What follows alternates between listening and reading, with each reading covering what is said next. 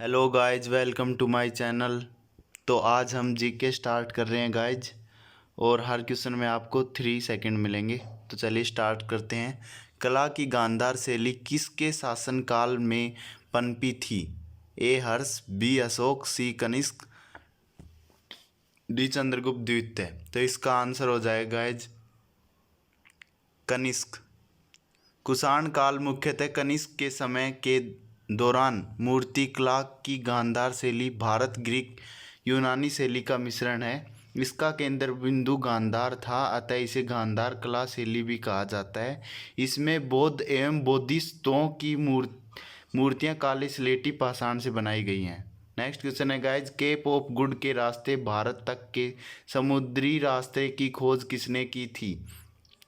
Vasco da gamma, B है अमुसेंदेन और क्रिस्टोफर कोलंबस, डी है जॉन काबेट। तो इसका आंसर है guys Vasco da Gama. Cape of goods Hope के रास्ते भारत तक के समुद्री रास्ते की खोज वास्को डी गामा ने की थी। वह सर्वप्रथम 1498 ईस्वी में भारत के कालीकट के तट पर इसी मार्ग से आया था, और कालीकट केरल में पड़ता है गाइस।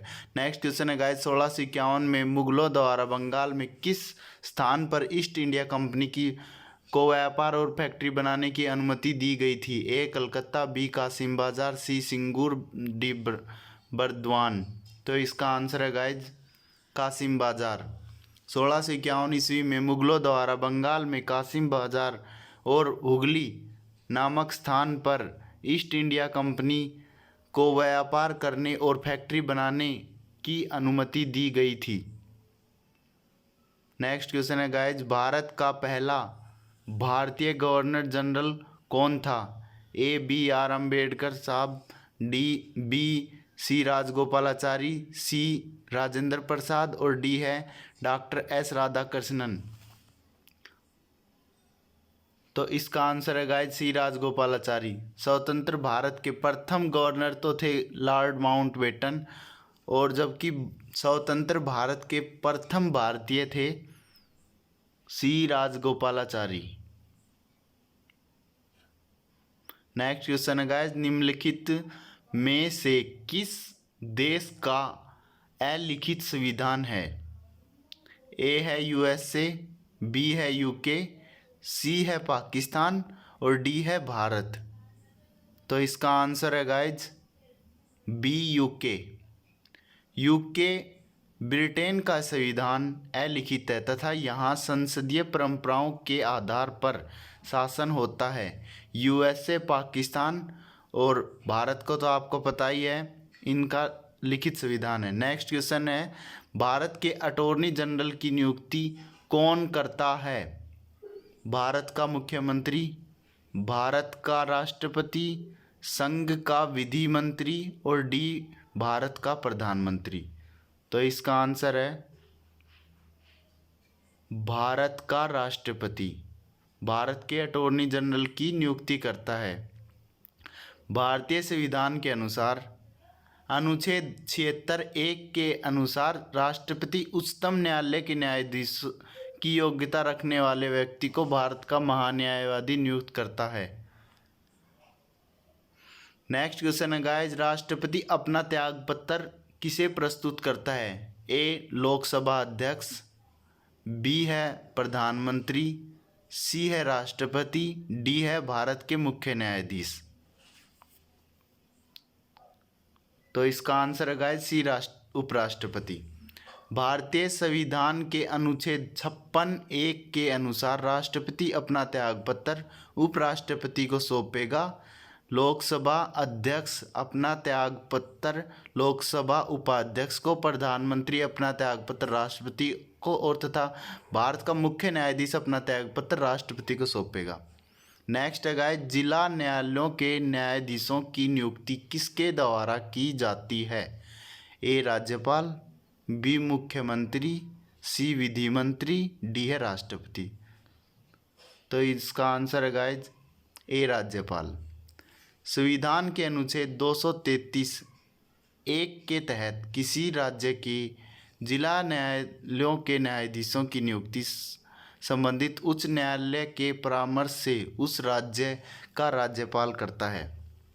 नेक्स्ट है, हमारे संविधान में न्यायिक समीक्षा की धारणा किस देश के संविधान से ली गई है?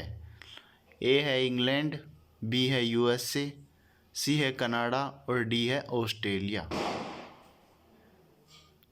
तो इसका आंसर है गाइज बी, यूएसए। अमेरिकी संविधान से भारतीय संविधान के निर्माताओं द्वारा न्यायिक समीक्षा मौलिक अधिकार, संविधान की सर्वोच्चता, उपराष्ट्रपति से संबंधित न्यायिक पुनरावलोकन, राष्ट्रपति व उच्चतम न्यायालय के न्यायाधीशों को हटाने की प्रक्रिया ग्रहण की गई है।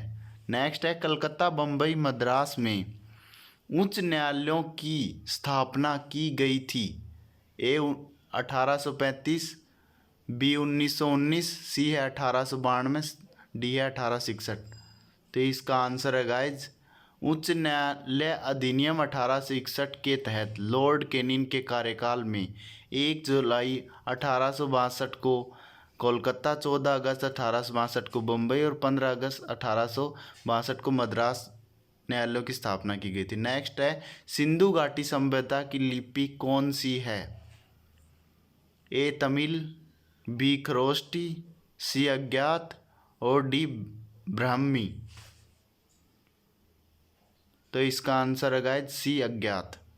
लिपि में लगभग 64 मूल चिन्ह, 400 अक्षर हैं जो सेलखड़ी, मुहूर्त तांबों की और आदि पर मिलते हैं। यह लिपि अभी तक अज्ञात है। इस लिपि को कोई अभी तक पढ़ नहीं सका है। नेक्स्ट क्वेश्चन है गाइज, महरौली में जंग रहित लौह स्तंभ किसने स्थापित किया? ए गुप्त, बी सातवाहन, सी मौर्य, डी कुषाण। आंसर है गाइज महरौली का लौह स्तंभ गुप्त शासक चंद्रगुप्त द्वितीय ने बनवाया था।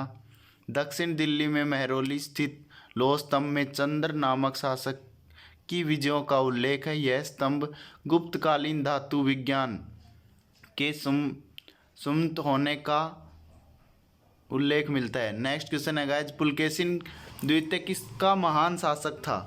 ए कल्याणी के चालुक्य, बी कांची के पल्लव, सी तमिलनाडु के चोल और डी है वातापी के चालुक्य। तो इसका आंसर है गाइज डी, वातापी के चालुक्य। पुलकेशिन द्वितीय का चालुक्य वंश वातापी से संबंध था। यह इस वंश का सबसे प्रतापी राजा था। इस वंश की स्थापना जय सिंह ने की थी। नेक्स्ट है गाइज, इस क्वेश्चन में थोड़ा सा गाइज, इसमें है बाबर द्वारा पराजित किया जाने वाला खानवा के युद्ध में राजपूत राजा था।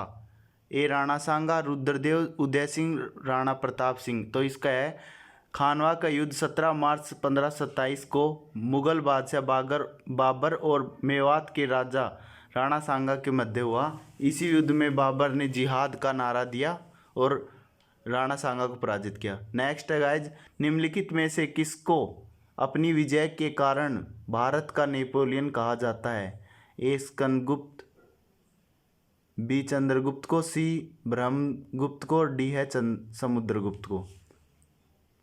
आंसर है गाइज डी, समुद्रगुप्त। समुद्रगुप्त ने अपने शासनकाल के दौरान 335 से 375 में कई युद्धों का सामना किया, परंतु उसके शासनकाल में एक भी युद्ध में पराजय का सामना नहीं करना पड़ा। इसलिए प्रसिद्ध इतिहासकार विसेंट स्मिथ ने इन्हें भारत का नेपोलियन की संज्ञा दी।